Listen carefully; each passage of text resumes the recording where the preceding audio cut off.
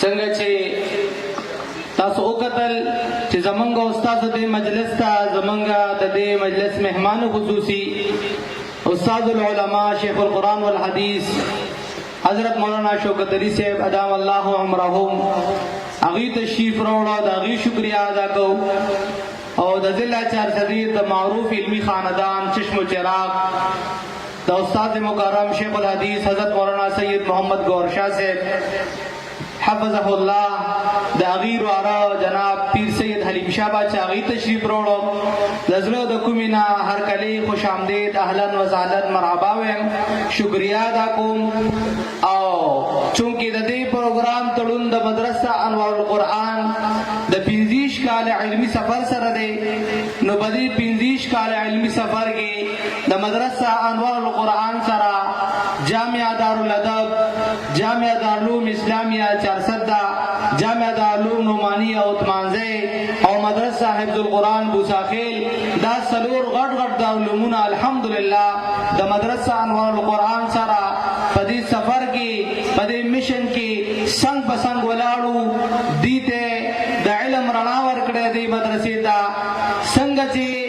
تاسو وکتل چې د مدرسه انوار القرآن فضلا علما راتلو، تاسو ته بیانات فرمایل، نو دا علما په مدرسه انوار القرآن کې نه دي جوړ شوي، مدرسه انوار القرآن کې ورته لار ښودلې شوې ده، حافظ قرآن جوړ شوی دی، د علم جذبه پیدا شوې ده. او بیا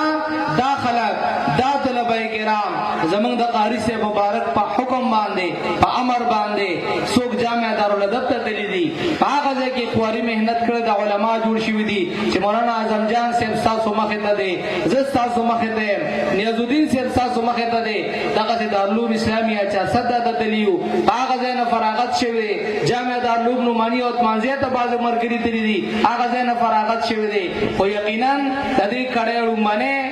سهره چې ده دا د جامع دارالادب په غاړه کې ده، نو زه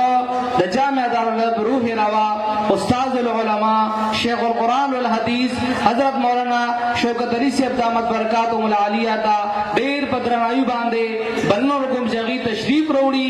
او د مدرسه انوار القرآن هغه رڼا هغه ځلا چې هغوی د شیخ آباد کور کور ته رسولې ده، په هغې کې کرونده کړې ده، راشي او د دې 25 کاله کانفرنس د دې په اعزاز کې خپل جامع او زرینو خیرات اظهار فرمایي. الحمد لله نحمده ونستعينه ونستغفره ونؤمن به ونتوكل عليه ونعوذ بالله من شرور أنفسنا ومن سيئات أعمالنا، من يهده الله فلا مضل له ومن يضلل فلا هادي له، ونشهد أن لا إله إلا الله وحده لا شريك له، ونشهد أن سيدنا وحبيبنا وشفيعنا ومولانا محمدا عبده ورسوله سيد المرسلين وخاتم النبيين. أما بعد فقد قال الله تبارك وتعالى في كلامه المجيد: أعوذ بالله من الشيطان الرجيم، ولقد يسرنا القرآن للذكر فهل من مدكر. صدق الله مولانا العظيم. درود شریف وائیں. اللهم صل على سيدنا محمد وعلى آل سيدنا محمد وبارك وسلم.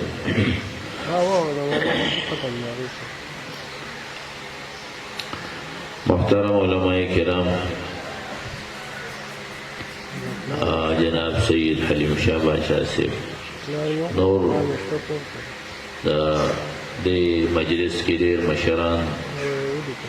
او په دین باندې مین، په قرآن باندې مین مسلمانانو، طلبه کرامو او حفاظ عظامو، دا مجلس چې کوم موضوع باندې جوړ دی زمونږ محترم رو مولانا قاری شعیب صاحب حافظ قاری شعیب صاحب دامت برکاتهم و دامت فیوضهم دیر محنتی او مشقت برداشت کون کی دیر دا اللہ دا کتاب سر محبت لرون کی دا دغه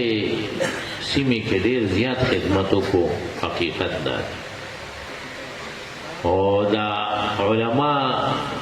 دلته څومره چې دي دا د دې په مهنت تیار شو دا حافظان د دې په مهنت تیار شو او دا یو اوس چې کومه موضوع باندې دي دا مجلس مقرر کړی دی چې دا کوم خپل حافظان په دې 15 کاله کې دي کوم حافظان پیدا کړی دي او کوم مهنت کړی دی نو حقیقت دا دی چې د دې زمانه ماحولونه داسې دي کوم د خپلو فاضلانو تپوسو نکو او د دې خبر وانلو دی د خپلو مرکزونو سره کلک مضبوط جوړ اون ساتو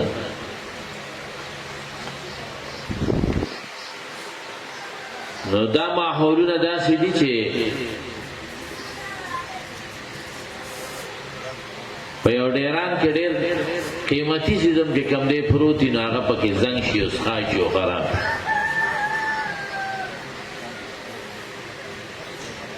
او کته ډیران دا سیز رو واسي او زنګ تلری کې او صفایي کې نو بیا باغ د دغه ډیران نه بچي دغه ماحولونو مثال خود ډیران دې کې که عالم حافظ دا صفات شي چې هغه د خپل مرکز سره د خپل مدرسې سره د خپل عالمانو سره دا تعلق جوړ نه وي نو یقینا دې کې شک نشته چې هغه به دغه ماحولونو شکار کیږي هغه باندې ډېره خواري شي 3 کاله 4 کاله یو الک باندې مهنت وشي دې بخبل مهنت کی استادانو مو سره مهنت کی او هغه بیا لاړ شي واپس هغه قران پاک ته هیر شي نو دا مجلس د دې مقصد واقعي یو اهم مقصد دی چې خپل هغه کم ثمرات او کم میوه چې موږ حاصل کړی دي کم علماء او حافظان مونږ جوړ کړی دي چې هغه موږ د نقصان نه د خسران او تاوان نه بچ زمو خپلم د بنینو د بناتو مدرسه کې هر کال زمونږ د فضلاو جوړي د فاضلاتو جوړي هغه کې ډېر خجه کوم دې موضوعګانو باندې بحث وشي دا فضلا راغون شي خپل مینس کې یو بل سره چې کوم دې ملاقاتونه مشي او دا خپل مرکز سره تعلق مضبوط شي او استادانو ته دا پته ولګي چې دا زما کم شاګرد او کم فاضل داسې دي چې دې ما ورته خودري دي هغه روان دي هغه خلکو ته خي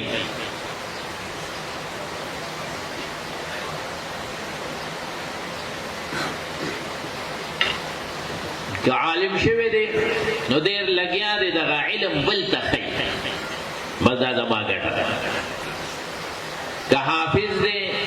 نو دې لګیا دی د حفظ د دې اشاعت کوي د قران لګیا دی خدمت کوي نو دغه زمون ګټه او کنه مونږ دا حافظان جوړ کړل او بیا واپس چې کوم دی دا غینه قران یې شو هغه خدمت اونکو زمونږه ګټه نیمګړې پاتې شو زمونږ هغه صدقه جاریه هغه صدقه جاریه بیا نشوه د دقیقې خبرې د حفاظت دپاره نن دا مجلس راغونډ شوی چې څومره زمونږ حافظان دي د دې مدرسې انوار القرآن د دې چې کوم دی څومره په دې کې چا حفظ کړی دی چې دا حافظانو هغه دلته کې راشي دلته د علماو چې کوم دی بیانات وو په دې موضوع باندې کومې ضروري خبرې دي او د هغې دپاره څه لازم دي هغه خبرې چې کوم دی د هغې نه خبرې انشاءالله علما کرام به راځي ډېر په دې موضوع باندې به بیانات کیږي نو دې دقه یو موضوع ده چې موږ دغه حافظان دې موږ خبر وایو وګورو چې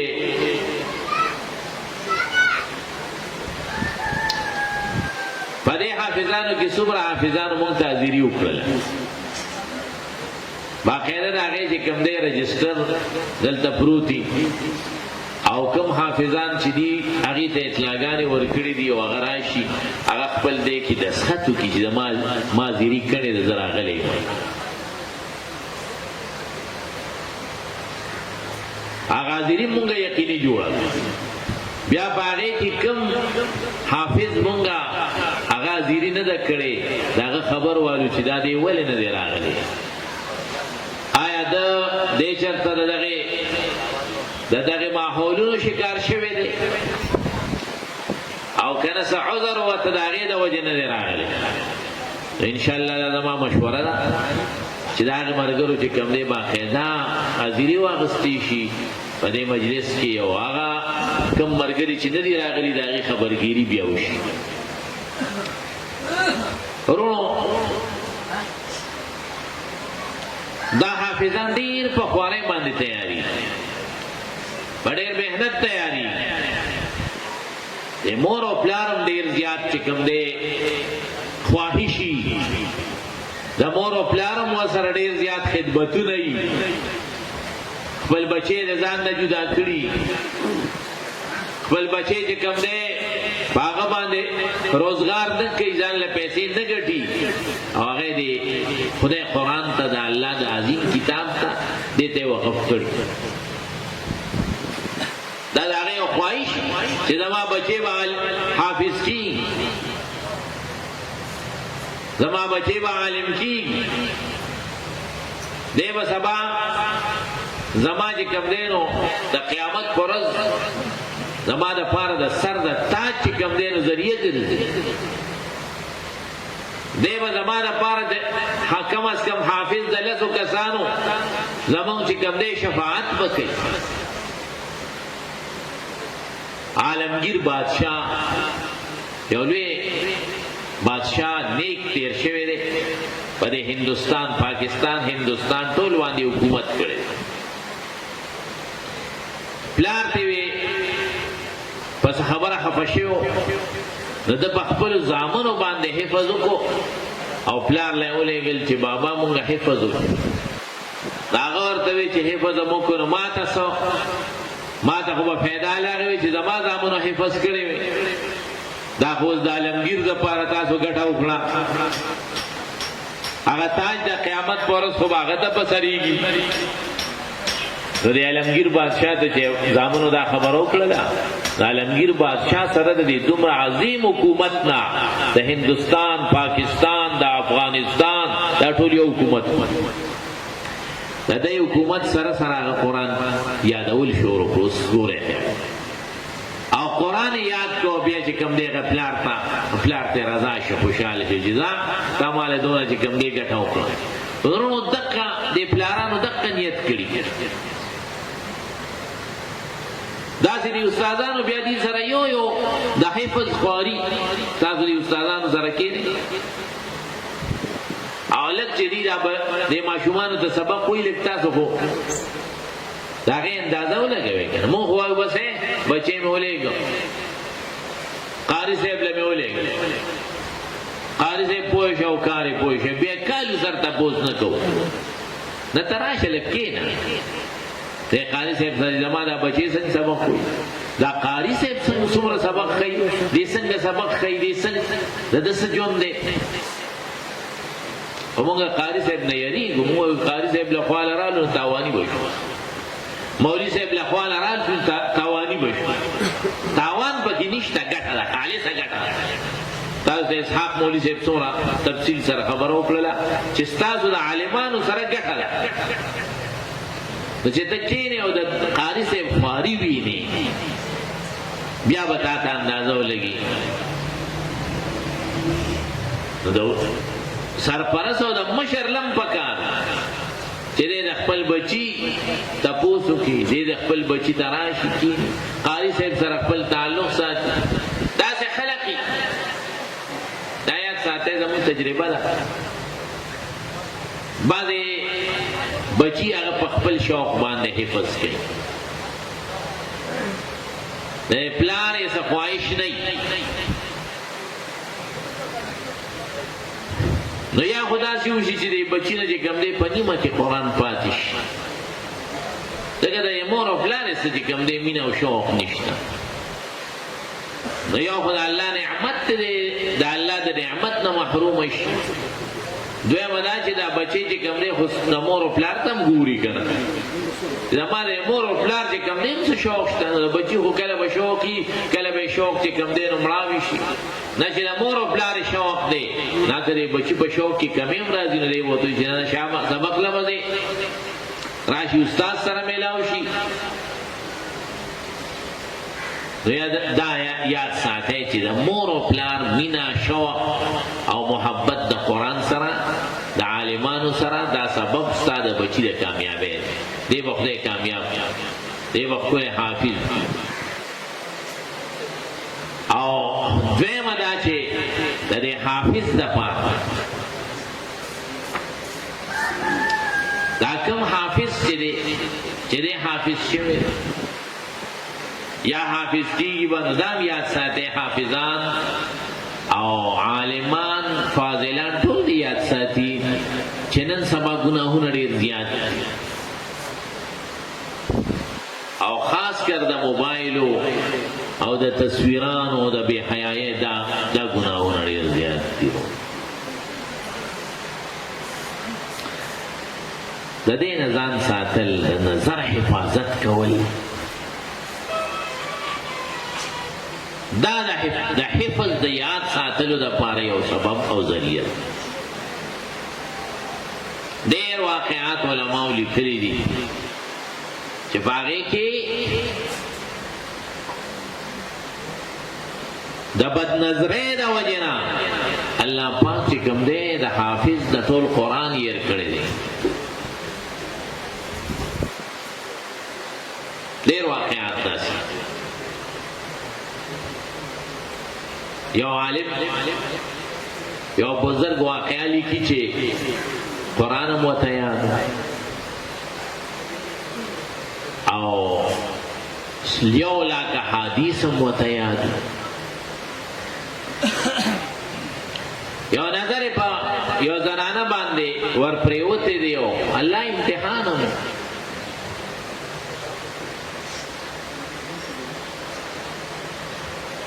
بس هغه څه کیفیات ختم شو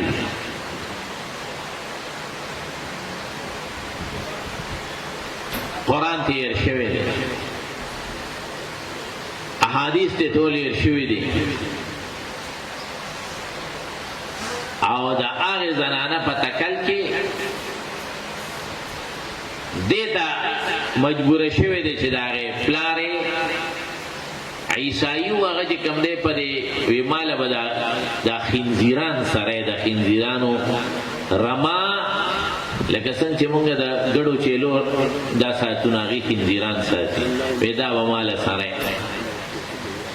دې حال ته راغلی دی دا د بدنظرۍ د وجې نه بیا ورته الله کیفیت واپس کړي توبې ایستې ده خو په هر حال دا او یو مورد تی بیا تپوس کی تا تا سطر قرآن کی یاد شتا وی ما تا یو آیت یاد دی او آیت دا دی چی من یهن اللہ فما له من مکرم سوک چی اللہ رسوا کی نو دا غیر عزت والا سوک نشتا نورو دا قرآن دیر لوی نعمت دے، دیر عظیم نعمت دے. حافظان په خدمت کې عرض دی چې دی دا ګناهونه ځان ساتي، د موبایل او د فحش تصویرانو نه ځان ساتي، هسې نه د نعمت نه محروم تیاره نشي. الله تبارک وتعالی دې دا مجلس قبول کړي، زمونږ په علما به راځي او بیانونه به هم کوي انشاءالله.